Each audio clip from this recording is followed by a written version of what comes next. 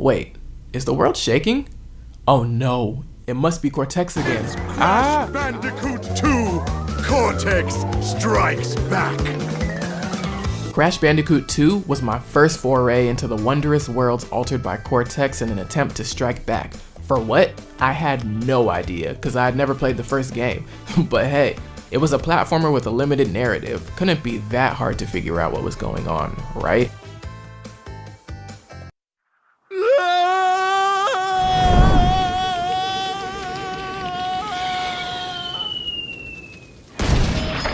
Just as I did then, I'm jumping into the N.Sane trilogy, not to be confused with the original trilogy with lesser graphics and possession of a stable mental state, the Sane trilogy if you will, right in the middle with Crash Bandicoot 2. A shirtless Bandicoot whose origins are shrouded in mystery because I haven't yet reviewed the first game, walks, crawls, slides, spins, belly flops, and jumps through levels filled with chaos taking the form of environmental hazards and enemies, created and developed by Naughty Dog, and recreated by Vicarious Visions. Sounds like every platformer. Minus that last part. While it sounds like every platformer, Crash Bandicoot isn't just any platformer, it's a transformer. It changed the lives of many, including mine, so for its discussion, it's now time. Anyway, Cortex tricks Crash into thinking that he's assisting in saving the world. A big-headed villain deceiving an anthropomorphic marsupio into collecting crystals to abet him in destroying and or enslaving the world. Need your help. Sounds plausible. What I don't get is how they all speak English. Except Tiny. He speaks Tiger. I first played the PS4 version of this remastered game upon its release last year. I'm playing the recently updated version on an Xbox One for this video. It seems the updated version of this game has tighter controls, but the colliders are still a little bit off. But you know what? These tighter controls alone might be enough to prevent a controller from coming flying at your head. If it does happen, however, it wasn't me. I do like that the game maintains the weird control exploits from the original PS1 games, aka game, cause only Crash 2 exists to you until the other two I review. For example, spinning as you jump makes you jump higher, but it's not useful for getting the red gem anymore. Come on, let me cheat. Echo.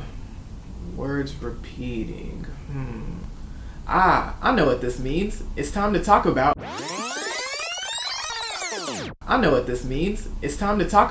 Replay value. Replay value is a huge factor for me when I purchase a game, whether it's a fighting game like Tekken, a racing game like Forza, or even a platformer like Crash Bandicoot. I'm sorry Crash, don't hit me, dang. The fact is, if I can't get at least 2 sessions out of it, I ain't buying. Now I said 2 because by definition, that's the minimum amount of times I can play something to be able to say I've replayed it. So before you game studios start developing a new game with exactly enough excitement to get me to play it twice, erase that 2 and replace it with another 2. Then multiply it by 25 or more, preferably more.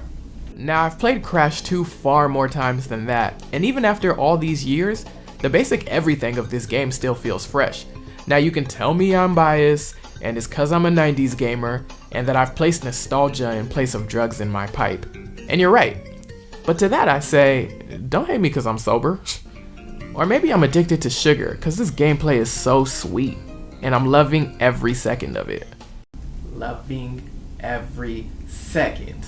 Even though I finish a level and pick a new level to play and it feels like a replay because some of the levels are just like other levels but with new paint. At least it's not lead-based.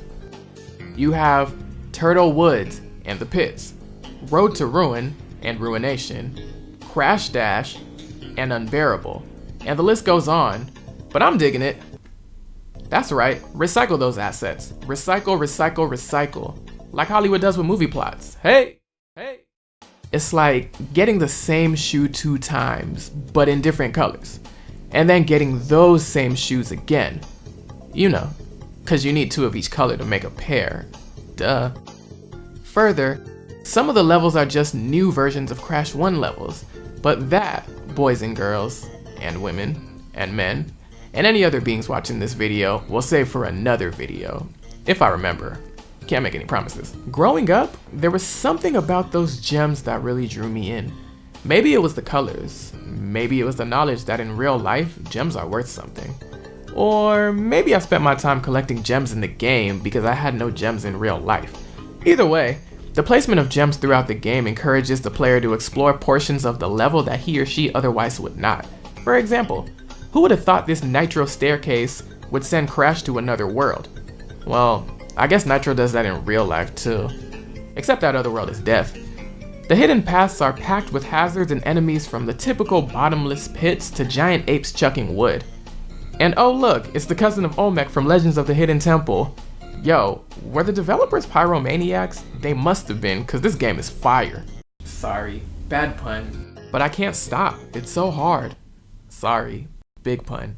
Okay. But I think we can agree that Crash 2 challenges our intellect when it comes to uncovering the secrets it's buried. At least it did when I first played it. Now I know where everything is. Regardless, it's still great fun. Plus, certain secrets take you to a whole new world. Now you're gonna tell me I'm full of crap for this, and that's just plain untrue. I can't be full of crap. You know how much fiber is in these Wumpa fruit? 100 of these, I feel rejuvenated, like I've got a new life. But when considering it for what it is, I don't believe there are many flaws with this game. Remember, it's a game from 20 plus years ago, so you gotta ignore things like 3D open worlds like we have in today's games.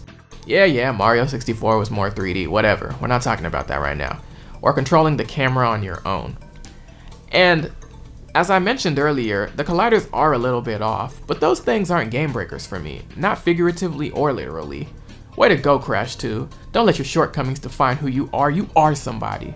Oh, and the colored gems are too bright. It's like they put a light source in the gem, but it's too bright. Get it together, Vicarious Visions. All in all, the N.Sane trilogy's version of Crash 2 stays pretty faithful to the original version, while making some minor tweaks to make the player experience more of what a gamer would expect in 2018. You know, excessive ease. Okay, I'm just kidding. But seriously, I'd certainly recommend this game. It's great fun for the family and hardcore gamers alike. That's right, Crash. You can stroll away knowing you've gotten my approval. With that said, I give this game 1, 2, 3, 4.5 bars. And since I gave the game 4.5 bars, now I'll give y'all 4.5 bars. It's Fees BPGM giving you the scoop. The flow is too insane because I'm talking about Crash Bandicoot 2 to be exact. The trilogy is back. I'm talking about the game that put Naughty Dog on the map. Crash got kidnapped. Toadie's filling in as a hero. Thought he was doing good till he got filled in by Coco. Luckily, Cortex's plan is still just an embryo. And with enough gems, we'll get thwarted by embryo. No further words as the drama unfurls.